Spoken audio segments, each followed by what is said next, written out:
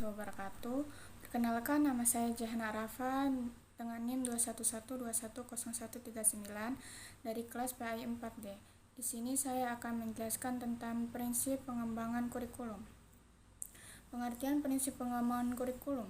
Secara etimologis, kurikulum berasal dari bahasa Latin kurir yang artinya pelari dan kurer yang artinya tempat berlari. Secara terminologis, istilah kurikulum yang digunakan dalam dunia pendidikan dengan pengertian sebagai sejumlah pengetahuan atau mata pelajaran yang harus ditempuh atau diselesaikan siswa untuk mencapai satu tujuan pendidikan atau kompetensi yang ditetapkan. Nana Saudi Sukmadinata mengungkapkan bahwa prinsip-prinsip pengembangan kurikulum dibagi ke dalam dua kelompok. Yang pertama, prinsip-prinsip umum, yaitu sebuah prinsip yang diperhatikan untuk dimiliki oleh kurikulum sebagai totalitas dari gabungan komponen-komponen yang dibangunnya.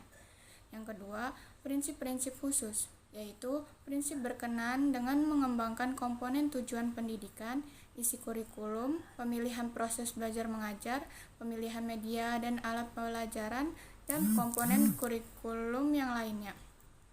Prinsip umum biasanya digunakan hampir dalam seluruh pengembangan kurikulum dimanapun, sedangkan prinsip khusus artinya hanya berlaku di tempat tertentu dan situasi tertentu. Prinsip umum dibedakan menjadi beberapa, yaitu yang pertama relevansi. Menurut Ahmad, ada beberapa masalah pendidikan dengan masyarakat sebagai berikut. Yang pertama, relevansi pendidikan dengan lingkungan peserta didik. Dengan pengembangan kurikulum atau dalam penerapan bahan pengajaran, hendaknya disesuaikan dengan kehidupan nyata peserta didik. Sebagai contoh, sekolah yang berada di kawasan perkantoran, anak didiknya hendaknya diperkenalkan dengan kondisi perkotaan seperti keramaian lalu lintas kota, polusi, pabrik, dan lainnya. Atau sebaliknya, sekolah yang berada di kawasan pedesaan, anak didiknya hendaknya diperkenalkan dengan hal-hal yang relevan, misalnya memperkenalkan pertanian dan lainnya. Yang kedua, relevansi pendidikan dengan kehidupan sekarang dan kehidupan yang akan datang. Apa yang diajarkan kepada peserta didik pada saat ini hendaknya bermanfaat baginya untuk kehidupannya di masa yang akan datang. Dengan kata lain, kurikulum hendaknya disesuaikan dengan apa yang akan terjadi di masa yang akan datang. Misalnya, cara yang digunakan untuk menghitung angka. Jika dahulu masih menggunakan jari, setelah dengan adanya kalkulator atau komputer, maka segala perhitungan yang rumit dapat dihitung dengan kalkulator atau komputer tersebut. Yang ketiga, relevansi pendidikan dengan tuntunan dunia kerja. Di samping relevansi dari isi pendidikan, hal yang juga dipertimbangkan relevansinya adalah berkenaan dengan relevansi segi kegiatan belajar. Kurangnya relevansi segi belajar, kegiatan belajar ini sering mengakibatkan sukarnya lulusan dalam menghadapi tuntunan pekerjaan dari dunia. Yang keempat, relevansi pendidikan dengan perkembangan ilmu pengetahuan dan teknologi. Ilmu pengetahuan dan teknologi dewasa ini berkembang dengan cepat. Oleh karena itu, pendidikan harus dapat menyesuaikan diri dan bahkan cepat memberikan sumbangan terhadap perkembangan ilmu pengetahuan dan teknologi tersebut, yaitu dengan cara kurikulum pendidikan harus dapat menyiapkan peserta didik untuk dapat menjadi produsen ilmu pengetahuan bukan sebagai konsumen ilmu pengetahuan dan teknologi. Yang kedua, ada fleksibilitas. Kurikulum harus dapat mempersiapkan anak untuk kehidupan sekarang dan yang akan datang, di sini dan di tempat lain. Bagi anak yang memiliki latar belakang dan kemampuan yang berbeda, hal ini berarti bahwa kurikulum harus berisi hal-hal yang solid. Tetapi dalam pelaksanaannya memungkinkan terjadinya penyesuaian berdasarkan kondisi daerah, waktu maupun kemampuan dan latar belakang anak. Prinsip fleksibilitas berarti kurikulum harus memberi ruang gerak yang memberikan kebebasan guru dalam mengembangkan program pengajaran.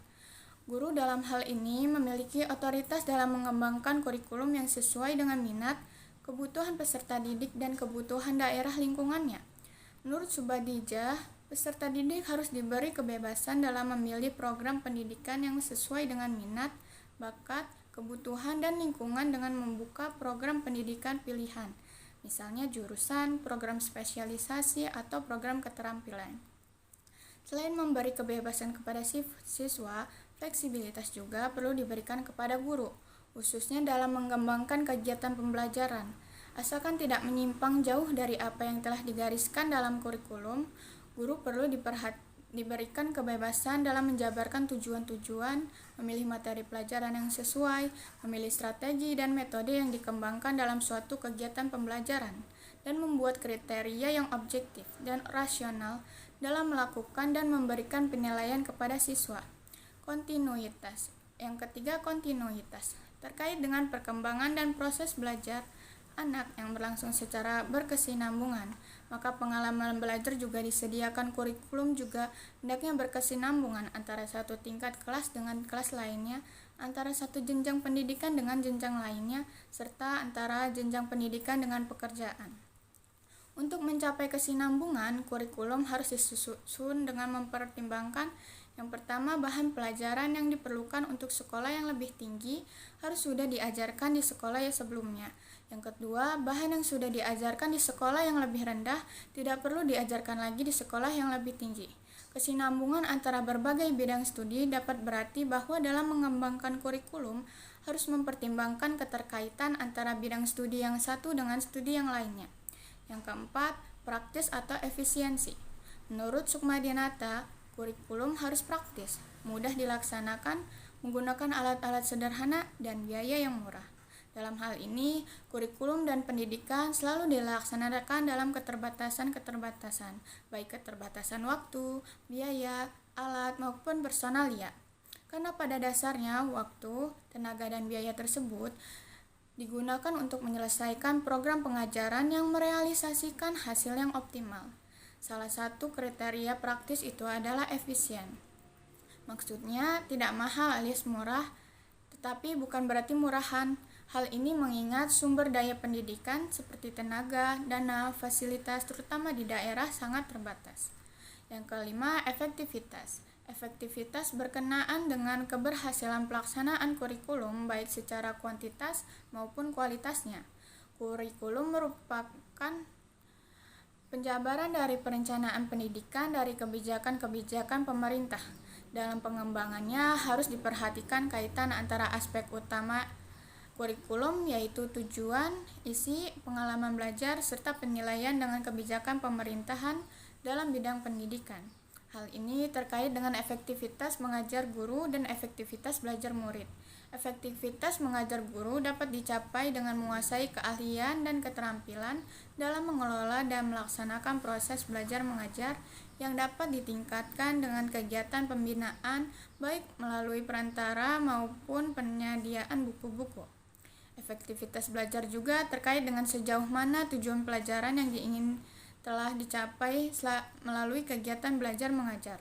Hal ini sangat tergantung pada kemampuan guru dalam menyediakan suasana pembelajaran yang kondusif, yang dapat dicapai dengan menyesuaikan bahan pengajaran dengan minat, kemampuan, dan kebutuhan peserta, serta lingkungan dan adanya dukungan sarana prasarana yang memadai, serta metode yang tepat. Selanjutnya, prinsip khusus. Yang pertama, prinsip berkenan dengan tujuan pendidikan. Tujuan pendidikan merupakan pusat dan arah semua kegiatan pendidikan, sehingga perumusan komponen pendidikan harus selalu mengacu pada tujuan pendidikan yang telah ditetapkan. Tujuan ini bersifat umum atau jangka panjang, jangka menengah, dan jangka pendek. Perumusan tujuan pendidikan bersumber pada ketentuan dan kebijakan pemerintah, survei mengenai persepsi orang tua atau masyarakat tentang kebutuhan mereka, survei tentang pandangan para ahli dalam bidang-bidang tertentu, survei tentang manpower, pengalaman-pengalaman negara dalam masalah yang sama, dan penelitian. Yang kedua, prinsip berkenaan dengan pemilihan isi pendidikan. Dalam perencanaan kurikulum perlu mempertimbangkan beberapa hal, yaitu perlunya penjabaran tujuan pendidikan ke dalam pendidikan dalam bentuk perbuatan hasil belajar yang khusus dan sederhana. Isi bahan pelajaran harus meliputi segi pengetahuan, sikap, dan keterampilan, dan unit-unit kurikulum harus disusun dalam urutan yang logis dan sistematis. Yang ketiga, prinsip berkenaan dengan pemilihan proses belajar mengajar.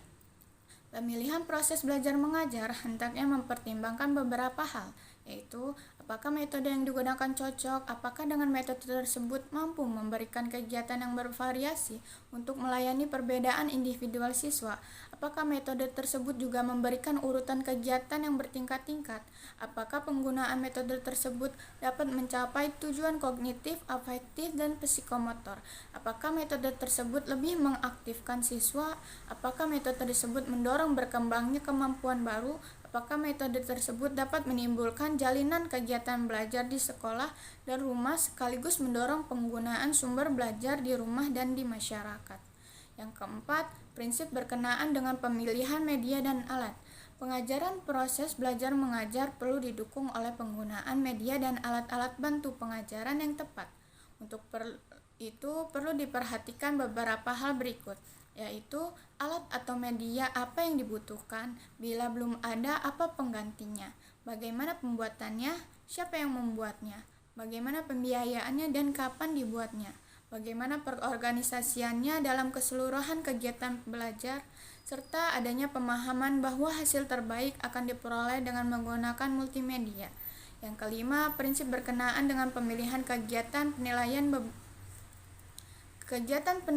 Beberapa hal harus diperhatikan dalam pemilihan kegiatan penilaian, yaitu kegiatan penyusunan alat penilaian yang harus mengikuti beberapa prosedur, mulai dari perumusan tujuan umum, menguraikan dalam bentuk tingkah laku siswa yang dapat diamati, menghubungkan dengan bahan pelajaran dan menuliskan butir-butir tes. Selain itu, terdapat beberapa hal yang perlu juga dicermati dalam perencanaan penilaian yang meliputi bagaimana kelas, usia, dan tingkat kemampuan siswa yang akan dites, berapa lama waktu pelaksanaan tes, apakah tes berbentuk uraian atau objektif, butiran tes yang perlu disusun, dan apakah tes diadministrasikan guru atau murid. Dalam kegiatan pengolahan hasil penilaian juga perlu mempertimbangkan beberapa hal, yaitu norma apa yang digunakan dalam pengolahan hasil tes, apakah digunakan formula Gaussian, bagaimana pengubahan skor menjadi skor masak, skor standar apa yang digunakan, serta untuk apa hasil tes digunakan.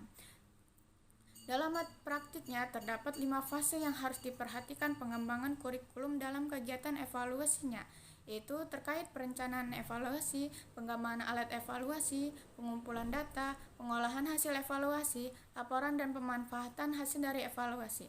Pengembangan kurikulum. Jadi, kesimpulannya, pengembangan kurikulum merupakan perencana, pelaksanaan, dan penilaian pengembangan kurikulum sebenarnya.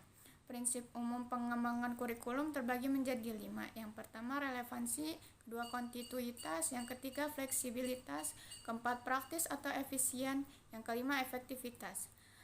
Prinsip khusus pengembangan kurikulum dibagi menjadi 5. Yang pertama, prinsip berkenaan dengan tujuan pendidikan. Kedua, prinsip berkenaan dengan pemilihan isi pendidikan. Yang ketiga, prinsip berkenaan dengan pemilihan proses belajar mengajar. Keempat, prinsip berkenaan dengan pemilihan media dan alat pengajaran. Yang kelima, prinsip berkenaan dengan pemilihan kegiatan penilaian. Sekian, terima kasih. Wassalamualaikum warahmatullahi wabarakatuh.